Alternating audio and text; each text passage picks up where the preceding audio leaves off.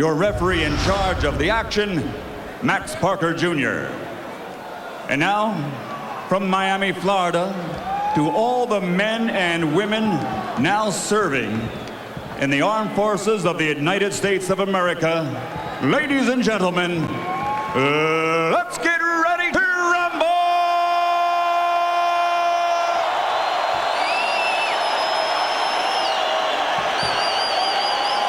Introducing first, fighting out of the blue corner, wearing blue, trimmed with black, and weighing in at 174.5 pounds.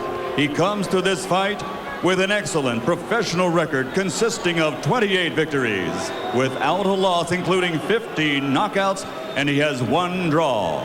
Ladies and gentlemen, from the land down under, Sydney, Australia, here is the IBF #1 ranked challenger in the world, the undefeated Glen Kelly.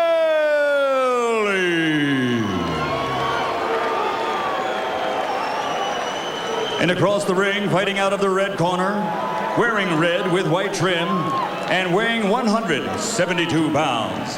He was the most outstanding boxer of the 1988 Olympics, and since turning professional, he has won 4 world titles, with a record that stands at 45 victories, including 36 knockouts, with only 1 loss by disqualification, avenged by a first-round knockout. He is universally acclaimed as the very best boxer in the world for the past decade.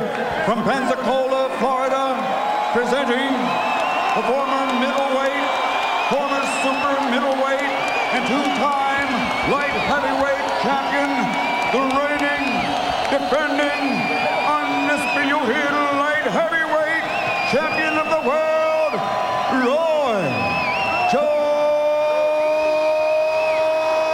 Jr.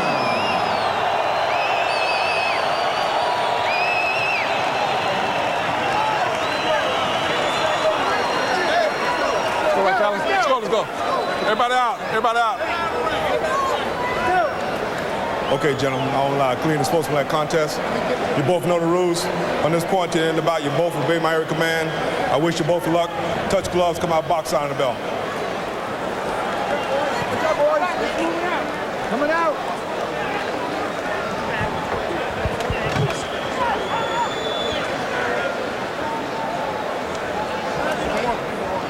Stars in the crowd as Roy Jones's extended friendships within the sports world are on display here. Barry Bonds at ringside, brand new Atlanta Brave Gary Sheffield at ringside. Various leading lights from the worlds of rap music and hip-hop fashion and music here. And there's Jeff Finnick trying to inject some fire into the heart and soul of his fighter, Glen Kelly. At one point during his second fight with Billy Lewis, Kelly's performance was so disheartening to Finnick that he left the corner and allowed the fighter to come back to the corner between rounds without being there to talk to him. He said that got the message across. Jeff was a very emotional fight trainer, but it also was the same way as a fighter. Hey, if Jeff were in the ring, he'd be giving up 55 pounds for Roy Jones, and you just know he'd jump in his face anyway. He would maybe be a bigger threat than Kelly is. But will Kelly? I'd like to make a note also that Jeff Finnick has just been inducted into the International Boxing Hall of Fame. In Canastota, New York. So this June, I will be up there to welcome him. You're no doubt already a member of that Hall of Fame, Emmanuel. Yes, and I'm very excited about being up there when he gets inducted too. Kelly backing off as Roy Jones begins the assault with straight right hands.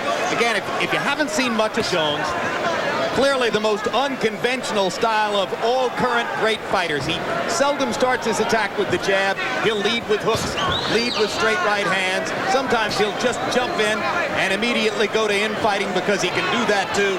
Brilliant skills in every area, Manny. Yeah, the thing he's got to do is to make a faster and more consistent tempo fighting this guy. This guy likes to fight in spots, very much reluctant, and if Roy fights his normal style of laid back, it could be a boring fight. You see the size and strength of Kelly. This for Jones is like hitting a brick wall compared to some of his previous opponents. The willowy Richard Hall, for instance. Roy Jones' skill and speed will neutralize all of the supposed advantages that Kelly has. And certainly from that range, Kelly won't be able to bother him much. No, Kelly, his basic fundamentals are bad. When he misses a punch, his right leg is all up in there. And once Roy sets the tempo up a little faster, it's going to be just a matter of time. If Kelly really wanted to compete with Jones, wouldn't he, Emmanuel, have to step right up into his chest? Yes, he would, but it's not his nature. He's just the opposite of Jeff Finish. Mentally, physically, and talent-wise.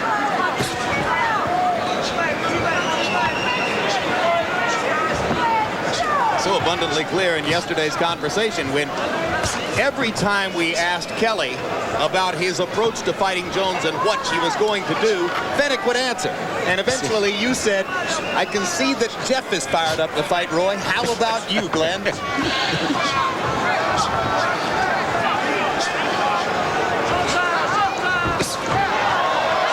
years old and still with dazzling speed, Roy Jones.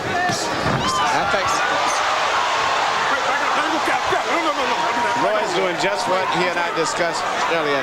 To fight a guy like this, you're going to have to just fight a faster tempo because this guy's not used to not only fighting fast, he's not used to thinking fast. So just start doing a lot of different things, body movements, everything, to make him get off track and make him have to speed up his tempo, so to say.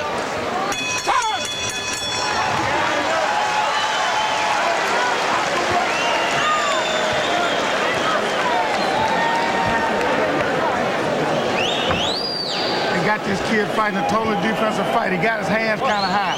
Keep working your jab, changing your jab up and stuff. Hands is up high. Hands is up high. Elbow leaving that body open. Trying to sit up and get body shot. Keep bringing his hands down. They got a defense high. You don't want to Josh, he's doing it going into the round. He's wary as well. Let's put him backwards. Let's push him backwards to make him think.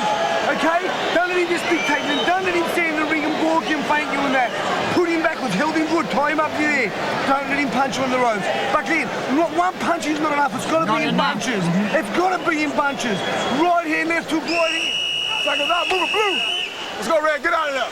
Hard right to the body by Jones. Get out, Blue. Get out. Get out. In what was expected to be one of his most spirited challenges a few years back, Roy knocked out Virgil Hill with a vicious body shot. Who is the present WBA Cruiserweight Champion of the world? CompuBox numbers in round one. Glen Kelly landed 1 of 20 attempted punches. Jones, not much faster tempo, 7 out of 34. Usually starts cautiously in round one and tries to get a look at his opponent, what he's going to do before he begins to develop more of the arsenal. Left on Kelly. And he should get right back to the attack again, regardless of whether he lands or not.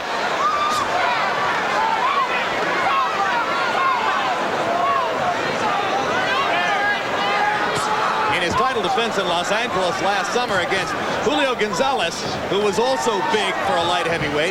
Jones knocked Gonzalez down 3 times in the 1st, 5th, and 12th rounds. But in none of those 3 instances did he step in and try to finish the fight. No, he didn't. He's went back into defense mode right now. He's really trying to catch Kelly coming in with a counter left hook, we call a check hook, and he's really waiting on him to come in where he can take that half a scoot back and shoot the hook at the same time. Doesn't look like Kelly wants to come in. No, so he's going to have to change up and take it back to him again. Roy's a very accurate puncher. All he has to do is just be busier, and it's just a matter of time before he'll stop it.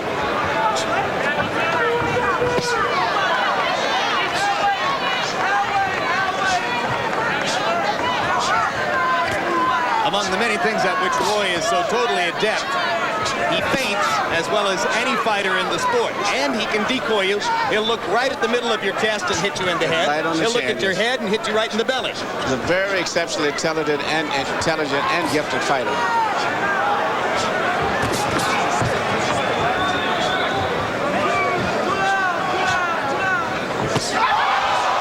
Right hand stuns Kelly, as did the left earlier. And now Jones with a little showman. Roy knows he's got him going now. All he has to do is just open up, and this fight is over with. Kelly has no real defense for holding off Roy Jones. And Roy can do so many different things. Even though Kelly's a big guy, he's too clumsy, and everything he does, Roy can see it, so it's not going to be that effective anyway.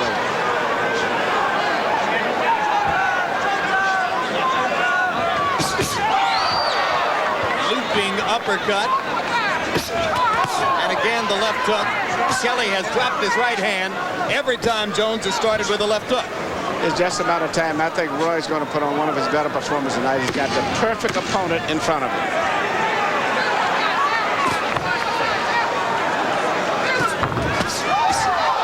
Outer left hook lands flush. And again, Kelly is done. You throw a punch at him, you flinching up. Try to keep him moving back till you can get his back on the rope, okay? Get his back on the rope so you can jam him up. You understand? Then put some leather on him. 7 punches in that round. Come on, we're walking through 7 punches. No punches. The wrong title. No punches. Especially when he's going backwards. Here's a look at the looping right hand, one of 3 punches with which Kelly appeared to be stunned by Jones in round number 2. There was also a left hook earlier than that and a quick left hook at the end of the round. Jones threw 69 punches in the round. That's a very high output for him. 13 out of 22 in power shots. Looks like he's a little more interested in a knockout tonight than has generally been the case. I'm very impressed with Jones tonight. He's fighting a very good fight, I think. He's mixing up his attack, doing a variety of things. And Kelly is the perfect opponent for him tonight. And you heard Jeff Fennick in the corner pleading with his fighter to throw punches.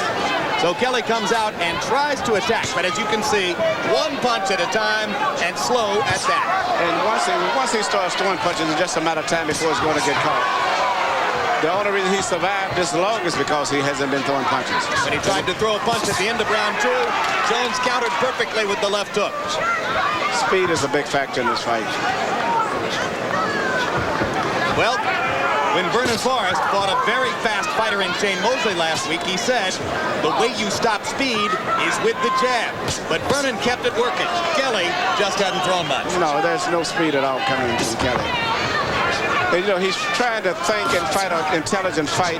And to beat Roy Jones, you just have to be to somewhat like stupid and just keep punching, keep punching, keep punching. And even then, he's not going to do it so much, but it's his best chance. This is exactly the opposite of what Kelly acknowledged he would have to do to be in the fight. So it's easy to talk about it, just not very easy to do it. Not that easy to do, especially with a talented fighter like Roy Jones.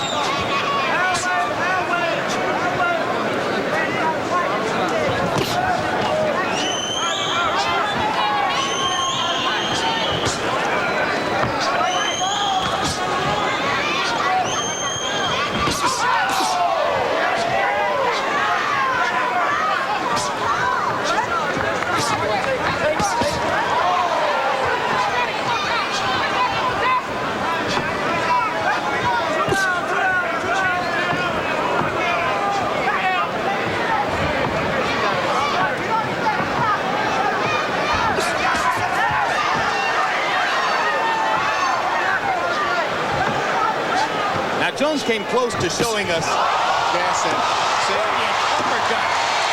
he never knew where Jones was going to punch from. Jones is mixing up his attack so much. Overhand right hand to the rear. Now he created a leaping left uppercut right between the gloves. A leaping left uppercut. You wouldn't teach it either, would you? No, but he was studying the hand position. And he realized that every time he goes to this guy, he's putting his hands on the side. So Roy, being as smart as he is, he charged at it with a left uppercut. First knockdown of the night for Jones.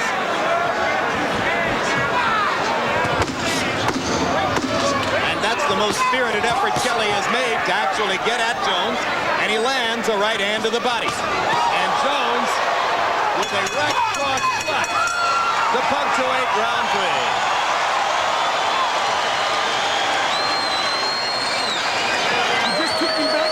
Took him back to his corner. We punched him and we got him out of it, and he knocks you down. Glen, we can't stop and start. Let's put the pressure on him, Glen. Glen, what's the worst case scenario? Well, then let's do it then. Let's go for it, son. Let's not give him a chance. Let's not just let him hit us when he wants to. Make him fight us. If he's going to hit us, if he's going to knock us down, make him fight for it. Come on, Glen, put some punches in there. Don't say yes to me no more, son. We can't win without punching. I know you are, but now you can do better. Glen, I seen you to do it. The right hand was there, but you stopped it. Take the punches from out in that room in there and bring him in here. That's it, bring him here, son. I can hit him hard this round. We want this round. Come on, Glen. There's the knockdown, and as you say, a leaping left uppercut. Anticipation of where he was going to hold his hands defensively, Roy shot the left uppercut. Round 4 begins. Roy Jones tremendously dominant in the first 3 rounds. Harold, what's the score? Okay, Jim, 3 rounds to nothing, 30-26, Roy Jones Jr. Jim, it could have just as easily been another 10-8 round in his second round because Roy staggered himself badly.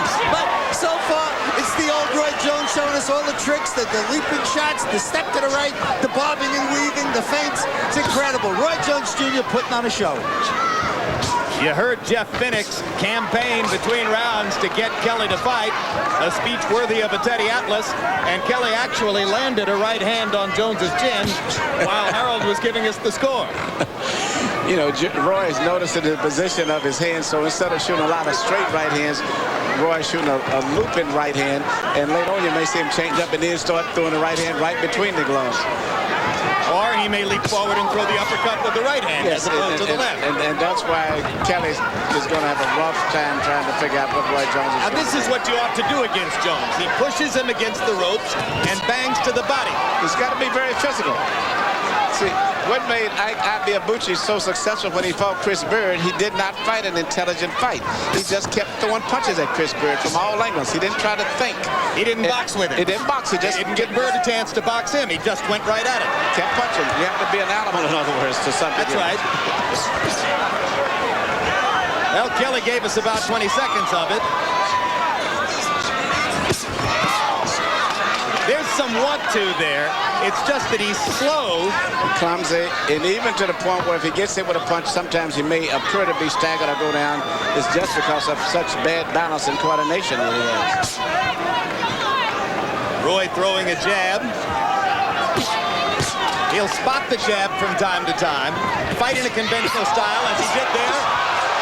Hook right hand, stabs Kelly. It wasn't hurt, it just that was against bad balance and coordination on the part of Kelly that makes him appear to be hurt sometimes.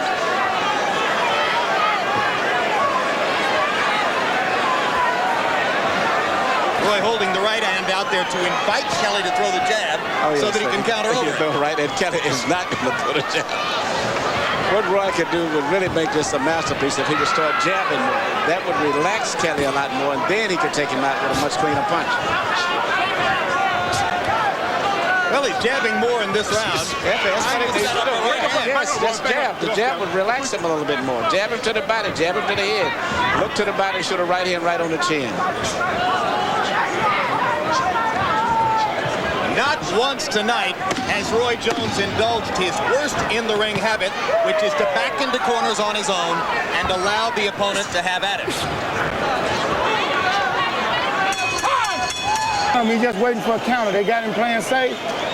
Move left, move right. When he try to step to you, then get your combinations off. Okay? Try to make him commit himself. And see how he likes it. Give me but Glen, you got to throw more than one right. I know, come on, mate. He's disrespecting you, Kick for me, son. Deep for yourself up. Come on now, man. Deep for yourself up. I'm proud of you. Come on, mate. Get out, Blue. Get out. Go back, Kelly.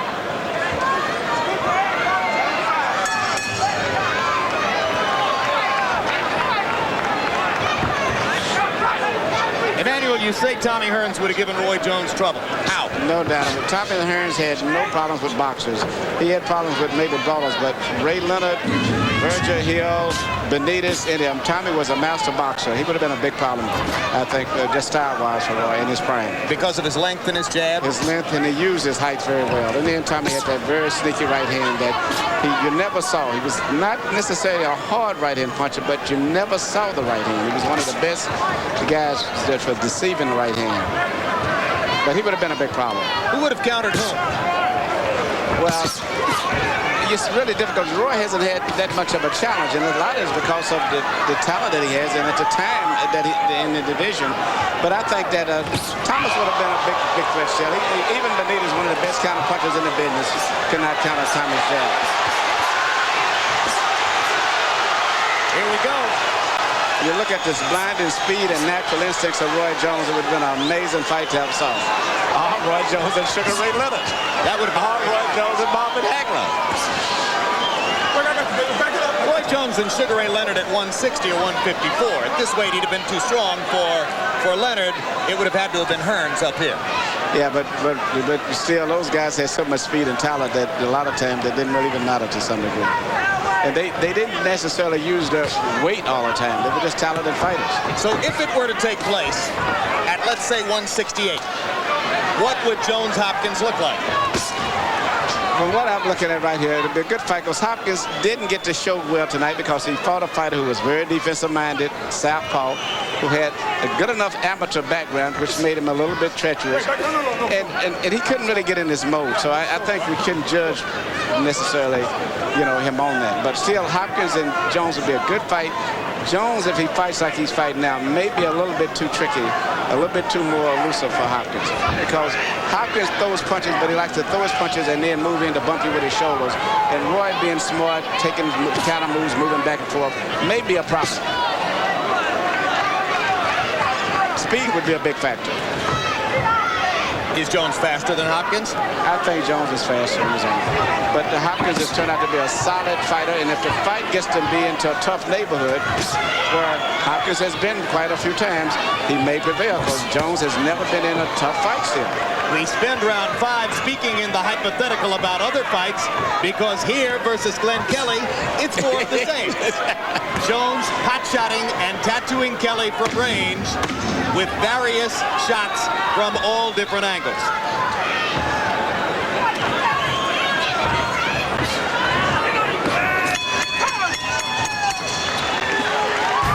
Let me tell you something. Do you want to hit him? Do you want to hit him? Well, let's get closer to hit him. You get him again. He's just team in his pocket, mate. Come over with the right hand. If you miss with the right hand, come back with the left hook. Put it together, son. You're not tired. Come on, Johnny. Let him get in. I'll show you what happens. More action from round 5. Jones with a barrage of right hands after a leaping left hook to begin the action.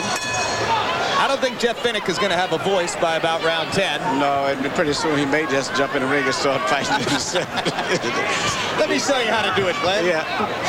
But even that last exchange, it wasn't that Kelly was really hurt. He's just so clumsy and uncoordinated.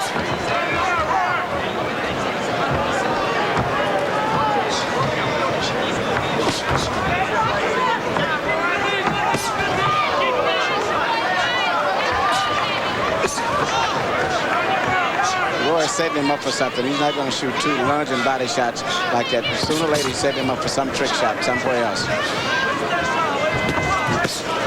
The third shot's right hand to the body. Still looking straight at the chest. Yep, left hand to the I'm body. looking for a right hand over the top.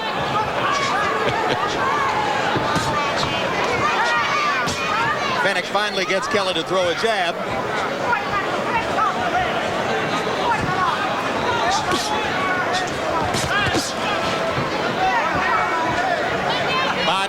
Body from Jones, and there. That was a left hook. He tried to set him up on the chin.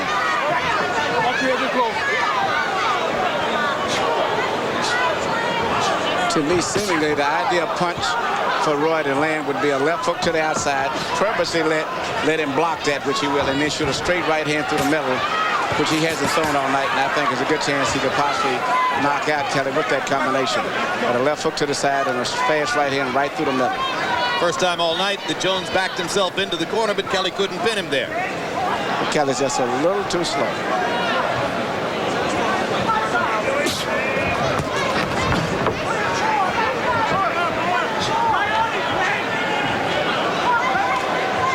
It's very hard to fight a guy who's defensive minded almost 90% of the way. In case you just joined us, this is the second half of our unique Undisputed Champions doubleheader on HBO tonight. Earlier, in Reading, Pennsylvania, Bernard Hopkins scored a 10th round technical knockout of Carl Daniels to retain his undisputed middleweight championship.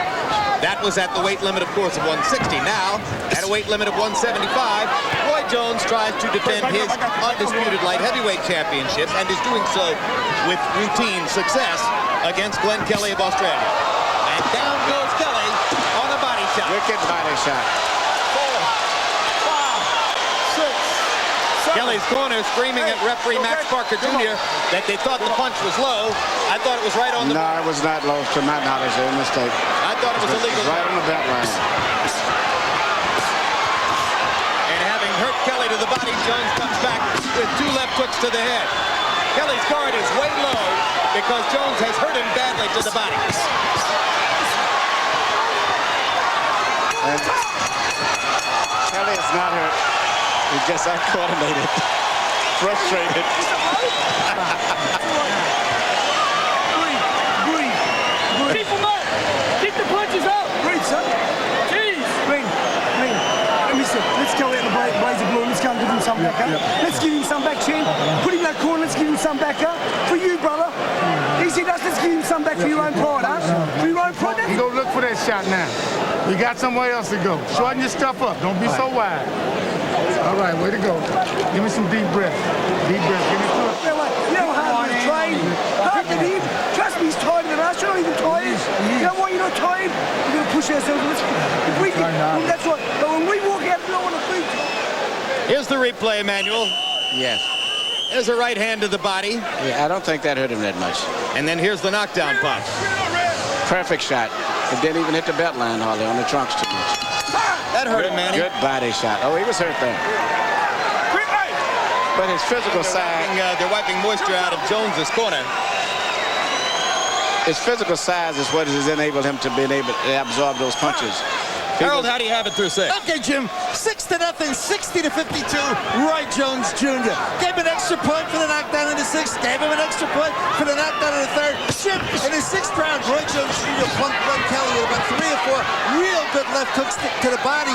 And then when he finally threw that one that knocked him down, I mean, he had softened him up already because he had hit him so many times to the body. Roy Jones Jr. showing us every move of the book. I love that the way he wobbles that shoulder. Just keeps Glen Kelly frozen. And he comes in with a hook and the right hand over the top. You know, this is Roy Jones Jr.'s 24th appearance on HBO. That's more than any other fighter in the history of the network, snapping a tie at 23, which was held with Oscar De La Hoya. And I'll bet you that in those 24 appearances, Roy has won 90 to 95% of the rounds scored by Harold Letterman. That's very impressive. Far more than any other fighter. He very seldom gets hit. That punch was low. That was low, but it wasn't dangerously low. You know, I always wanted to see what would happen if Roy got into a real tough fight. And it's amazing he's had almost finishing his career without ever being in a fight where he had to really dig down. When you talk about how seldom he gets hit, he's the only fighter in CompuBox punch stat history to have gone an entire round without being hit by his opponent. Benny Pazienza did not land the punch in the 6th round of their fight against each other. You know, I always say that regardless of what talent you have, there comes a fight sooner or later where your talent will not carry you there because of the style of the opponent or whatever. Shane Mosley learned that last Saturday night.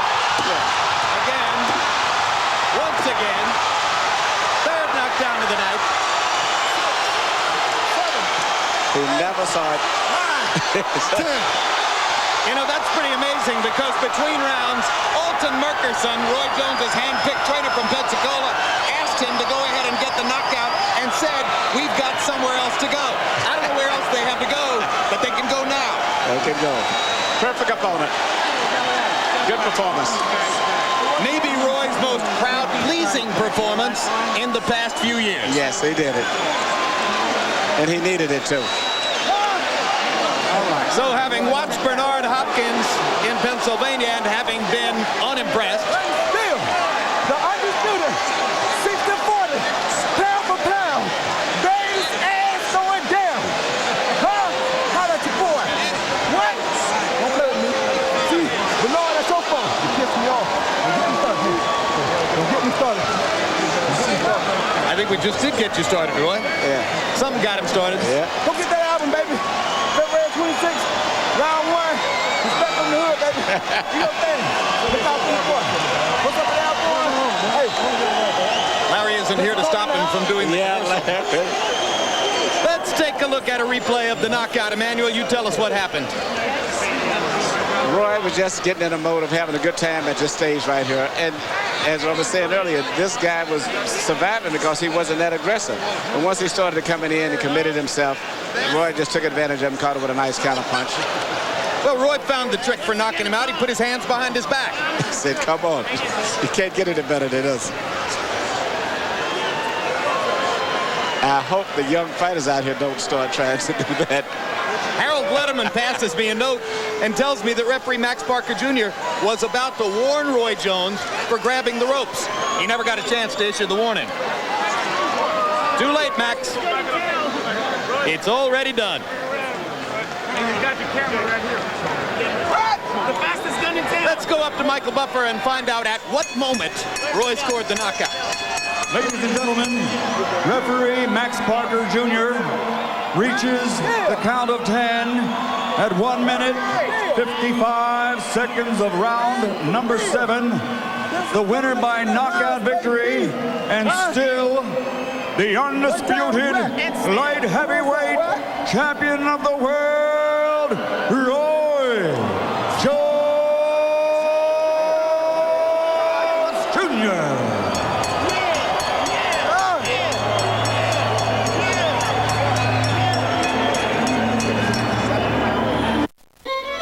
Final CompuBox numbers, and this will be a Roy Jones wipeout, landing 52 more punches than his opponent, throwing 25 more than doubling, nearly tripling the landing percentage. And power shots, the heart of the Roy Jones attack, 73 out of 139, 53%. In other words, most of his misses were with the jab.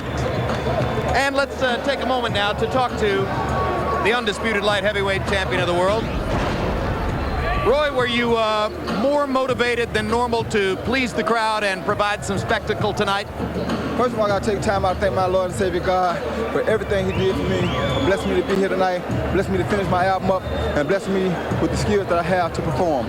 Yes, I feel like I deserve to come out tonight and give the crowd what they're paying for, because some guys seem to be forgetting and thinking that I'm a nice guy or something. I am nice, but I'm awful crucial with these hands. What's up, Pensacola in the house? What's up, Jersey, D.C., all my people all over the world, baby. Patterson, New York, everybody. What's up, people? Pensacola in the house, though. Roy, how much of your motivation tonight, if any, had to do with Shane Mosley's loss last week and Bernard Hopkins' appearance on this network earlier this evening? That had nothing to do with neither one of those. I take my hat off to Shane because Shane fought a tough fight. He did his thing. He tried. He'll come back and he'll do good things. Bernard Hopkins is still the same old Bernard Hopkins. Bernard Hopkins needs Roy Jones to make a fight. Roy Jones don't need Bernard Hopkins. I can entertain with anything. I take what comes my way pound for pound. That man 188 pounds tonight. I'm 182. Bernard don't want to mess with me, man. I'm trying to be nice about this. Then I beat him. What the hell I got to split a 50-50 with him for? He ain't never beat me. He ain't never beat nobody. He got one name on his record.